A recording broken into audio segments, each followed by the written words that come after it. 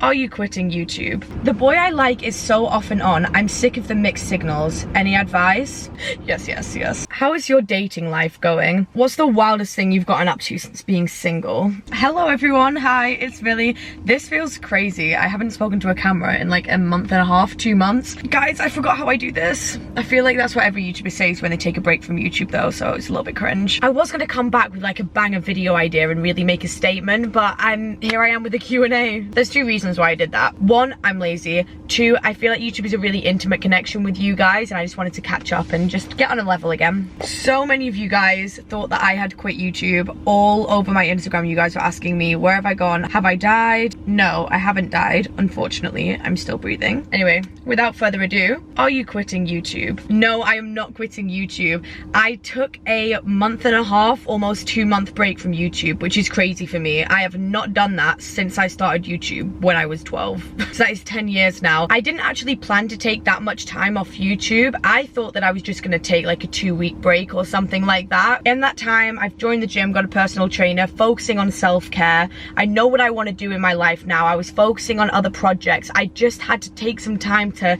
reevaluate everything. But don't get it twisted. I'm not saying that I still think YouTube's a chore, but I just got back into it because I have to keep posting or anything like that. I love and adore YouTube. It's my absolute baby. I have been doing it for so long. I started it when I was 12 and it didn't turn into a career until I was like 17 or 18, and I did not expect that to happen in a million years. You couldn't even have YouTube as a job when I started it. So for that reason, plus you guys watching this, plus just having a genuine passion for it, it's my baby. It's my little baby. I cannot let that go. Oh, nah, I have to, oh my god, I don't know if this is like bitching about people though.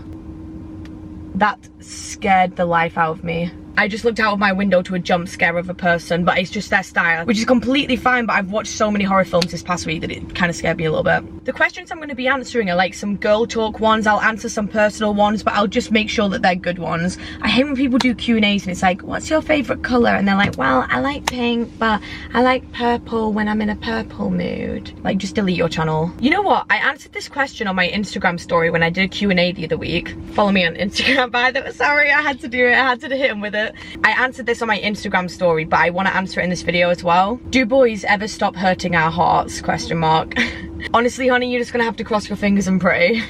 Pray that you got a good one and that he's not gonna screw you over. However, how I look at that is just go with the flow and find out. Don't try and stay one step ahead being like, is this person gonna do this? What if they do that? And like, project trust issues onto them and stuff like that. My advice and how I live my life is go in with 100% trust always when speaking to a new guy. Regardless of their past and regardless of your past experiences, go in with 100% trust, because if you don't, you're setting it up for failure anyway. How I look at it is, if someone's a bad person and they're gonna do you dirty, they're gonna cheat on you, they're gonna do it anyway, and you can't do anything to control that. So rather than stress yourself out being like, oh my god, are they gonna do that? Are they gonna do this? Just relax and go with the flow, because if they are a bad person, it'll be there right in front of your eyes. You're just confusing things for yourself and getting too in your head if you're trying to overthink and overanalyze all the time. Just relax, let it be, and it'll just be right there in front of your face. Even if you're in a relationship with that person and you're really baying out about them cheating because you've had a past where someone's cheated on you, if they're gonna cheat, they will cheat and you will find out.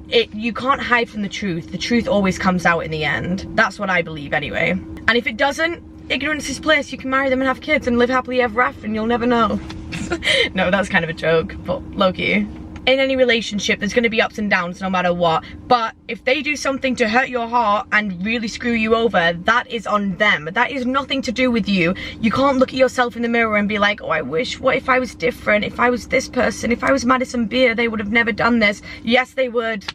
It's not you, it's them. They're the problem, honey. Sometimes people take advantage of really good people. People don't realize what they have until it's gone. And trust me, honey, they're gonna come running back either way, so don't worry about it. Be grateful you found out and just walk away.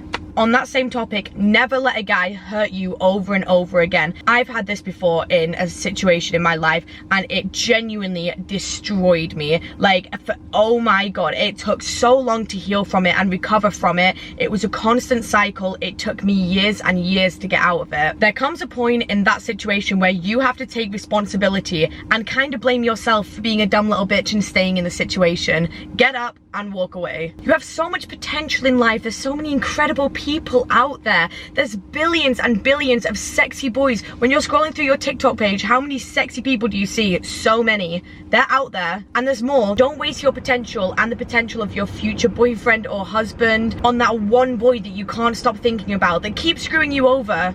And he's really ugly. Like, you probably had to convince yourself he was attractive at first, and now look at you. This is because your brain's manipulated your way of thinking. Silly girl. But also me, I've done the exact same thing, and I think I'm finally realizing my own worth and the potential of who I could be with. And I'm like, oh, it's kind of embarrassing actually. The boy I like is so off and on. I'm sick of the mixed signals. Any advice?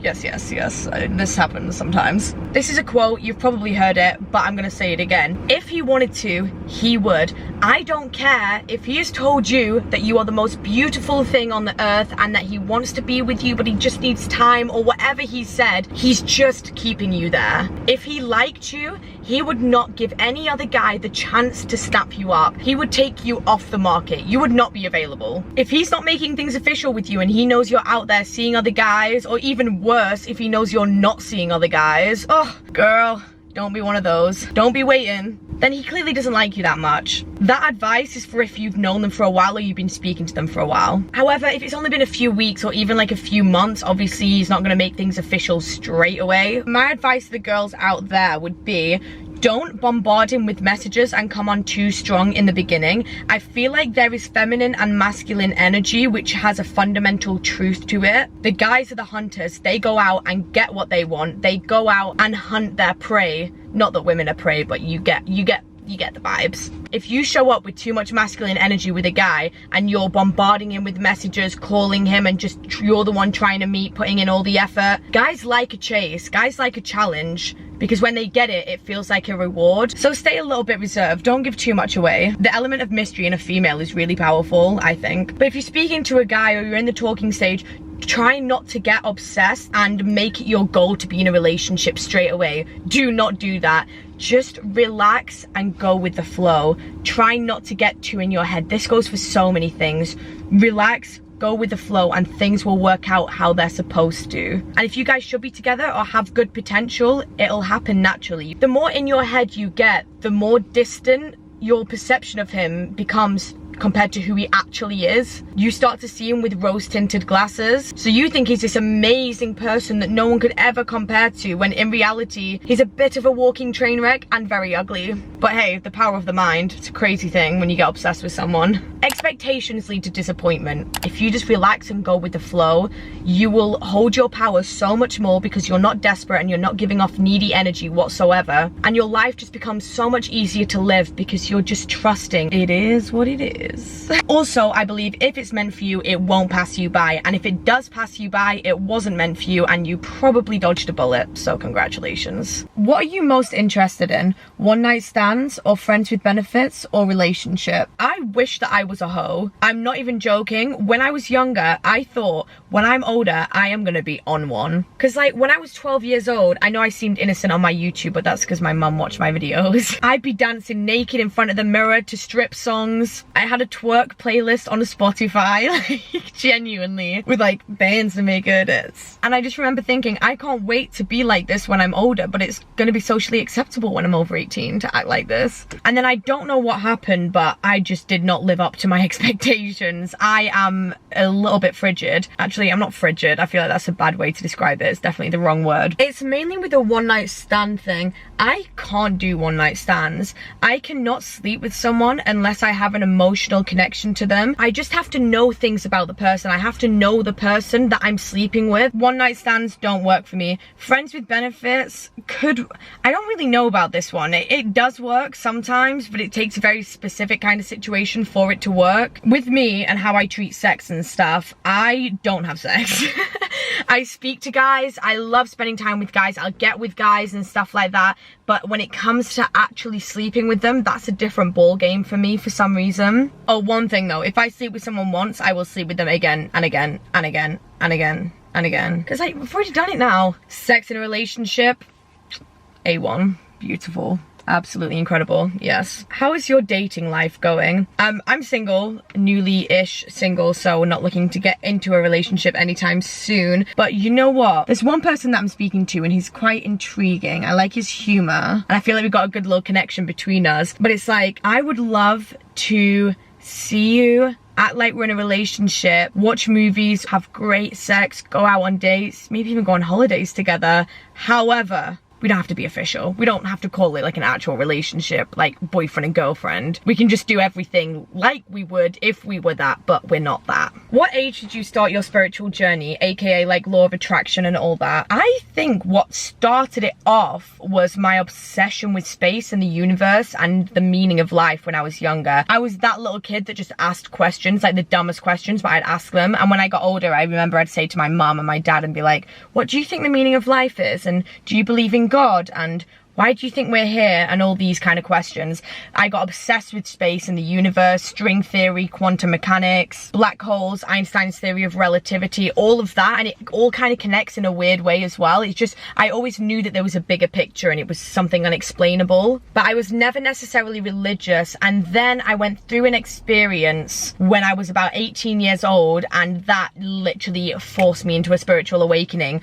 But it made sense. It made so much sense. But it was absolutely incredible, so beautiful. I mean, absolutely terrifying, but absolutely beautiful when I came to terms with it. It was just kind of like a higher self, a higher state of being. And one massive thing that I took away from it is what you think is your reality. You create your reality. And then that made sense as to why manifestation and law of attraction and law of assumption are such big things. It all comes down to that one fact about life. All these big philosophers and researchers all agree, what you think is your reality. You create your reality. What's the wildest thing you've gotten up to since being single? Not much, to be honest. I was kind of wilding out a little bit in LA. I just genuinely feel like I am working on myself finally. Like, I've been needing to do this for years and years, and it took me moving out by myself and just really understanding where I'm at and who I want to be. And yeah, I feel good. If you could go back to a memory in your life, what would it be?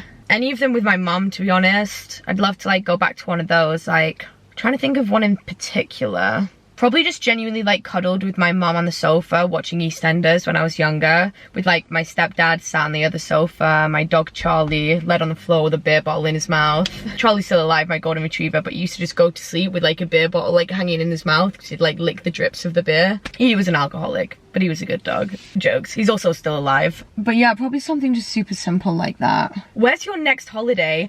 I do want to answer this. So my birthday's on the 16th of September and I'm actually doing something for my birthday this year. I'm going to Morocco from the 13th to the 18th of September with loads of friends. There's like 10 of us going. I'm going to be vlogging the whole thing. Like, just my closest friends are going and I can't wait. The past 2 years I haven't done anything for my birthday, not one thing, because I had such bad depression that I just had nothing to celebrate. Like, genuinely. The Airbnb is absolutely insane. It's the most ridiculous mansion. The architecture is absolutely beautiful. Damn, I really said to scene change. She's a businesswoman now.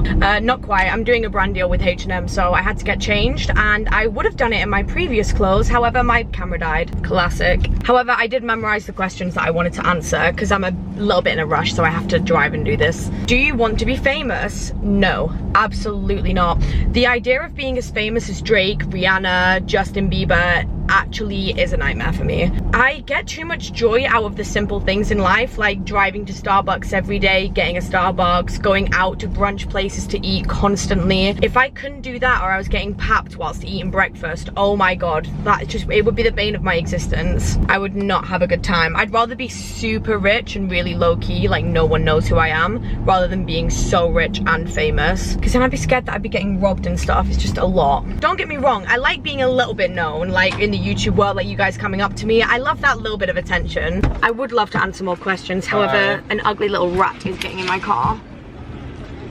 Where? Bitch, not my bag. Oh, how are you gonna sit down without looking? You can't feel it though, he's too thick. He's Timmy thick. Why are you in a blazer? I just, oh yeah, I shouldn't say online. Okay, bye guys. That's who I bumped into, you know. Oh yeah? Yes. He bumped into his ex. No, it wasn't. Fuck off. How weird. But yeah, I'm back on YouTube now fully. I'm gonna be posting weekly. I took a little time off, but It's game time, bitches. Thank you guys for watching. Love you all. Mwah. Bye.